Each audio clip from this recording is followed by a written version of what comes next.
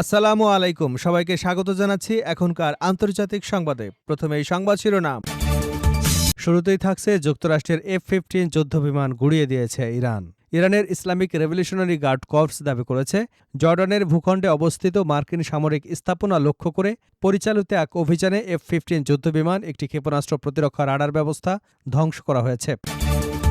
এবারে জানাবো ইরানকে পরাস্ত করতে যুক্তরাষ্ট্রের নতুন কৌশল, সংকটের সমাধান কি। গত জুনে যুক্তরাষ্ট্র ইরানের মধ্যে স্বাক্ষরিত 14 দফা সমঝোতা স্মারকটি 1979 সালের পর দুদেশের মধ্যে সবচেয়ে বড় কূটনৈতিক সম্ভাবনার দ্বার উন্মোচন করেছিল। কিন্তু পারস্পরিক আস্থা তৈরির পদক্ষেপগুলো বাস্তবায়নের আগেই সামরিক সংঘাত কূটনীতিকে আবারও পেছনে ঠেলে দেয়। জানাবো জুলাই নেমেছে ভারত জুড়ে, মোদির কি বিদায় ঘণ্টা বেজে গেল। ভারতের শিক্ষা ব্যবস্থা সংস্কার, শিক্ষামন্ত্রীর পদত্যাগের দাবিতে হাজারো তরুণ তরুণী রাজধানী দিল্লি রাজপথে নেমেছেন। ব্যঙ্গাত্মক একটি অনলাইন উদ্যোগ থেকে শুরু হওয়া ককরোচ জনতা পার্টি এখন দেশের অন্যতম আলোচিত জেনজি আন্দোলনে পরিণত হয়েছে। আর এই ককরোচ পার্টির আন্দোলন দমাতে বর্বর নির্যাতন শুরু করেছে ভারতের পেটোয়া বাহিনী।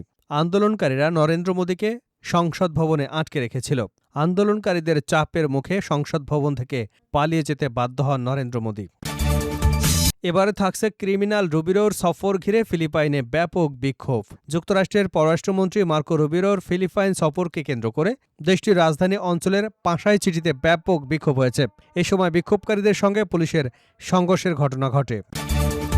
জানিয়ে দেব, সৌদি আরবকে ঘিরে জল ঘোলা হচ্ছে মধ্যপ্রাচ্যে, বিশ্বজুড়ে বাড়ছে উদ্বেগ। মধ্যপ্রাচ্যে চলমান যুক্তরাষ্ট্র ইরান সংঘাতের মধ্যেই নতুন করে আলোচনার কেন্দ্রবিন্দুতে উঠে এসেছে সৌদি আরব।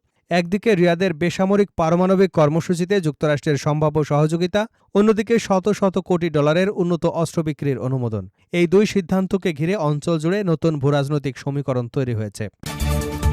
এবং সর্বশেষ জানাবো, পারমাণবিক স্থাপনায় হামলা হলে যুক্তরাষ্ট্রকে শক্তিশালী জবাব দেবার হুঁশিয়ারি তেহরানের। ইরানের খাতামাল আম্বিয়া কেন্দ্রীয় সদর দপ্তর সতর্ক করে বলেছে, দেশটির পারমাণবিক বা অন্যান্য গুরুত্বপূর্ণ স্থাপনায় হামলা চালালে তা আঞ্চলিক যুদ্ধের আরও বিস্তার হিসেবে বিবেচিত হবে। খবর ইরানের রাষ্ট্রীয় সংবাদ মাধ্যম ইরনার। এতক্ষণ শুনছিলেন সংবাদ শিরোনাম, এখন বিস্তারিত। তার আগে আপনি যদি ইরানের পক্ষে থাকেন তাহলে চ্যানেলটি সাবস্ক্রাইব করে ভিডিওতে একটি লাইক দিন আর কমেন্টসে লিখুন স্ট্যান্ড উইথ ইরান। যুক্তরাষ্ট্রের F-15 যুদ্ধবিমান গুড়িয়ে দিয়েছে ইরান। ইরানের ইসলামিক রেভলিউশনারি গার্ড কর্পস দাবি করেছে, জর্ডানের ভূখণ্ডে অবস্থিত মার্কিন সামরিক স্থাপনা লক্ষ্য করে পরিচালিত এক অভিযানে একটি F-15 যুদ্ধবিমান ও একটি ক্ষেপণাস্ত্র প্রতিরক্ষা রাডার ধ্বংস করে দেওয়া হয়েছে। আইআরজিসির কেন্দ্রীয় কমান্ড থেকে প্রকাশিত এক সামরিক বিজ্ঞপ্তিতে এ দাবি করা হয়েছে। বিজ্ঞপ্তিতে বলা হয়, বাহিনী অ্যারোস্পেস শাখা নির্দিষ্ট সামরিক লক্ষ্যবস্তুতে ক্ষেপণাস্ত্র হামলা চালিয়ে জর্ডানে অবস্থিত একটি গুরুত্বপূর্ণ মার্কিন ঘাঁটিতে থাকা আধুনিক ক্ষেপণাস্ত্র প্রতিরক্ষা রাডার এবং শেল্টারের ভেতরে রাখা একটি F-15 যুদ্ধবিমান সম্পূর্ণভাবে ধ্বংস করে দিয়েছে। আইআরজিসির ভাষ্য অনুযায়ী এই অভিযানের মূল উদ্দেশ্য ছিল ওই অঞ্চলে যুক্তরাষ্ট্রের রাডার নজরদারি সক্ষমতা অকার্যকর করে দেওয়া। তাদের দাবি, এতে ভবিষ্যতে ওই এলাকায় আরও বড় পরিসরে ক্ষেপণাস্ত্র এবং ড্রোন অভিযান পরিচালনা করা সহজ হবে। ইরানি বাহিনী আরও জানিয়েছে, সাম্প্রতিক এই হামলার মাধ্যমে তারা মার্কিন সামরিক উপস্থিতির উপর কৌশলগত চাপ সৃষ্টি করতে চায় এবং আকাশ প্রতিরক্ষা ব্যবস্থার কার্যকারিতা দুর্বল করার লক্ষ্যে নিয়ে অভিযানটি পরিচালিত হয়েছে। প্রকাশিত সামরিক বিবৃতিতে আইআরজিসি তাদের অভিযানের সাফল্যের কথা তুলে ধরলেও যুক্তরাষ্ট্রের পক্ষ থেকে এ দাবির বিষয়ে তাৎক্ষণিক কোনো আনুষ্ঠানিক প্রতিক্রিয়া জানানো হয়নি। ইরানকে পরাস্ত করতে যুক্তরাষ্ট্রের নতুন কৌশল, সংকটের সমাধান কি। গত জুনে যুক্তরাষ্ট্র ও ইরানের মধ্যে স্বাক্ষরিত 14 দফা সমঝোতা স্মারকটি 1979 সালের পর দুদেশের মধ্যে সবচেয়ে বড় কূটনৈতিক সম্ভাবনার দ্বার উন্মোচন করেছিল। কিন্তু পারস্পরিক আস্থা তৈরির পদক্ষেপগুলোর বাস্তবায়নের আগেই সামরিক সংঘাত কূটনীতিতে আবারও পেছনে ঠেলে দেয়। গত 2 সপ্তাহে দুই দেশের এই প্রত্যক্ষ সংঘাত হরমুজ প্রণালীতে নৌ চলাচলে বড় ধরনের ব্যাঘাত ঘটিয়েছে। তদুপরি এই সামরিক লড়াই এখন দুদেশের সীমানা ছাড়িয়ে রূপ নিচ্ছে এক বিশাল আঞ্চলিক সংঘাতের শঙ্কায়। যুক্তরাষ্ট্রের নতুন এই কৌশলী অবস্থান ইঙ্গিত দেয় যে তারা এখন আর দ্রুত সামরিক বিজয়ের পথে হাঁটছে না, বরং তারা বেছে নিয়েছে দীর্ঘমেয়াদী ক্ষয়িষ্ণু যুদ্ধে। এর উদ্দেশ্য হল কূটনৈতিক চাপে রেখে ধীরে ধীরে আক্রমণের মাধ্যমে ইরানের সামরিক সক্ষমতা, রসদ সরবরাহ, অর্থনৈতিক স্থায়িত্ব এবং অভ্যন্তরীণ সংহতি দুর্বল করে ফেলা। এরই অংশ হিসেবে সম্প্রতি হরমুজ প্রণালীতে ইরানি বন্দরগুলোর উপর অবরোধ আরোপ করেছে যুক্তরাষ্ট্র, যাতে ইরানের অর্থনীতির মেরুদণ্ড ভেঙে দেওয়া যায়। মার্কিন নীতি এখন পারস্য উপসাগর, ওমান উপসাগরকে কেন্দ্র করে আবর্তিত হচ্ছে। সেখানে তারা চাপ বজায় রাখা, সমুদ্রের যোগাযোগ বিচ্ছিন্ন করা, মধ্যপ্রাচ্যে নিজস্ব বাহিনী সুরক্ষার উপর নজর দিচ্ছে। সেই সঙ্গে তারা ইসরায়েলকে নিজেদের সামরিক সক্ষমতা পুনরুদ্ধারের সুযোগ দিচ্ছে। জুলাই নেমেছে ভারত জুড়ে, মোদির কি বিদায় ঘণ্টা বেজে গেছে? ভারতের শিক্ষা ব্যবস্থা সংস্কার এবং শিক্ষামন্ত্রীর পদত্যাগের দাবিতে হাজারো তরুণ তরুণী রাজধানী দিল্লির রাজপথে নেমেছে। ব্যঙ্গাত্মক একটি অনলাইন উদ্যোগ থেকে শুরু হওয়া ককরোচ জনতা পার্টি এখন দেশের অন্যতম আলোচিত জেনজি আন্দোলনে পরিণত হয়েছে। বিবিসির এক প্রতিবেদনে বলা হয়েছে, কয়েক মাস আগে রাজনৈতিক যোগাযোগ বিশেষজ্ঞ অভিজিৎ দীপকে ইনস্টাগ্রাম এবং টুইটারে মজা করে এই উদ্যোগ শুরু করেন। পরে সদস্য হওয়ার নিবন্ধন ফর্ম প্রকাশ করলে অল্প সময়ে হাজারো মানুষ এতে নাম লেখান। গত ১৯ জুলাই দলটি সংসদ অভিমুখে পদযাত্রার ঘোষণা দিলে দিল্লিতে হাজারো মানুষ অংশ নেন। একই সময় মুম্বাই, বেঙ্গালুরু, গোয়াসহ বিভিন্ন শহরে বিক্ষোভ এবং মোমবাতি প্রজ্বলন কর্মসূচি পালিত হয়। আন্দোলনে নতুন গতি আসে সমাজকর্মী সোনম ওয়াংচুর অনশনের পর। গত ২৮ জুন তিনি দিল্লির যন্তর মন্তরে অনুসরণ শুরু করেন। পুলিশ পরে তাকে জোর করে হাসপাতালে নিয়ে গেলে ক্ষোভ আরও বাড়ে। প্রতিবেদনে বলা হয়, আন্দোলনের নামে ককরোচ জনতা পার্টি রাখা হয়েছে ভারতের প্রধান বিচারপতির এক মন্তব্যকে ব্যঙ্গ করে। একটি শুনানিতে তিনি ভুয়া সনদধারী কিছু মানুষকে ককরোচের সঙ্গে তুলনা করেছিলেন। এরপরই আন্দোলনকারীরা এ নাম গ্রহণ করে প্রতিবাদ শুরু করেন। আন্দোলনের মূল দাবি দেশের শিক্ষা ব্যবস্থা সংস্করণ এবং ভর্তি পরীক্ষায় প্রশ্নপত্র ফাঁসের ঘটনায় জবাবদিহি নিশ্চিত করা। সেই সঙ্গে কেন্দ্রীয় শিক্ষামন্ত্রী ধর্মেন্দ্র প্রধানের পদত্যাগও দাবি করেছেন তারা।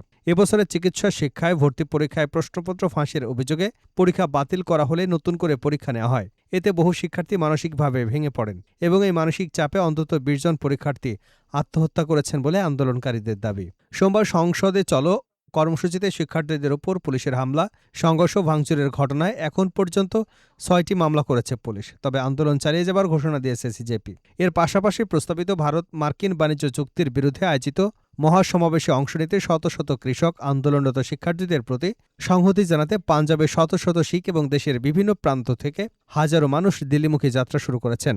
বুধবার আন্দোলনের মুখপাত্র সৌরভ দাস জানান, তার সরকারের সঙ্গে আলোচনায় বসতে প্রস্তুত, তবে কোনো সরকারি দপ্তর বা মন্ত্রীর বাসভবনে নয়, যন্তর মন্তর নিরপেক্ষ কোনো স্থানে আলোচনা হতে হবে। এই আন্দোলন ইতিমধ্যে ভারতের বিভিন্ন বিরোধী রাজনৈতিক দলের সমর্থন পেয়েছে।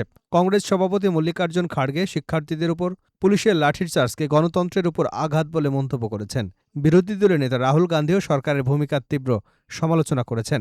অন্যদিকে ক্ষমতাসীন জোটের সংসদীয় বৈঠকে প্রধানমন্ত্রী নরেন্দ্র মোদী বলেন, প্রশ্ন ফাঁসের অভিযোগ ওঠার পর সরকার দ্রুত ব্যবস্থা নিয়েছে। এ ঘটনায় ১৩ জনকে গ্রেপ্তার করা হয়েছে। শিক্ষার্থীদের ভবিষ্যতের কথা চিন্তা করে পুনরায় পরীক্ষা নেওয়া হয়েছে এবং দ্রুত ফল প্রকাশ করা হয়েছে। প্রধানমন্ত্রী আরও বলেন, প্রশ্ন ফাঁসের সঙ্গে জড়িতদের বিরুদ্ধে দেশের সর্বোচ্চ আইনি ব্যবস্থা গ্রহণ করা হবে। বিশ্লেষকরা বলেছেন, ভারতের তরুণ তরুণীরা বাংলাদেশ এবং নেপালের জেনজি গণঅভ্যুত্থান থেকে অনুপ্রাণিত হয়ে এই আন্দোলন চালিয়ে যাচ্ছে। ক্রিমিনাল রুবিরোর সফর ঘিরে ফিলিপাইনে ব্যাপক উত্তেজনা। ক্রিমিনাল রুবিরোর সফর ঘিরে ফিলিপাইনে ব্যাপক বিক্ষোভ। যুক্তরাষ্ট্রের পররাষ্ট্রমন্ত্রী মার্কো রুবিরো ফিলিপাইন সফরকে কেন্দ্র করে দেশটির রাজধানীর অঞ্চলে পাঁশাইচেরিতে ব্যাপক বিক্ষোভ হয়েছে। এ সময় বিক্ষোভকারীদের সঙ্গে পুলিশের সংঘর্ষের ঘটনা ঘটে। বুধবার প্রগতিশীল সংগঠন বায়ান এবং কয়েকটি সহযোগী সংগঠনের ডাকা এই সমাবেশে বিক্ষোভকারীরা প্ল্যাকার্ড এবং ব্যানার বহন করে স্লোগান দেন। তখন তাদের স্লোগানে ওই এলাকা প্রকম্পিত হয়ে ওঠে। যুদ্ধ অপরাধী মার্কো রুবিরো, ফিলিপাইনে তোমাকে স্বাগত নয়। এ সময় তাদের হাতে প্ল্যাকার্ডে লেখা ছিল, ওয়ার ক্রিমিনাল রুবিরো। মার্কিন পররাষ্ট্রমন্ত্রীকে একসময় আন্দোলনকারীরা টেরোরিস্ট বলেও আখ্যা দেন। বিক্ষোভকারীরা রুবিরোর সফরের পাশাপাশি ফিলিপাইনে যুক্তরাষ্ট্রের সামরিক উপস্থিতির তীব্র সমালোচনা করেন। তারা ফিলিপাইন এবং যুক্তরাষ্ট্রের যৌথ উদ্যোগে নিউ ক্লার্ক সিটিতে গড়ে ওঠা প্যাক সিলিকা এআই নির্ভর শিল্পকেন্দ্র প্রকল্পের বিরোধিতা করেন।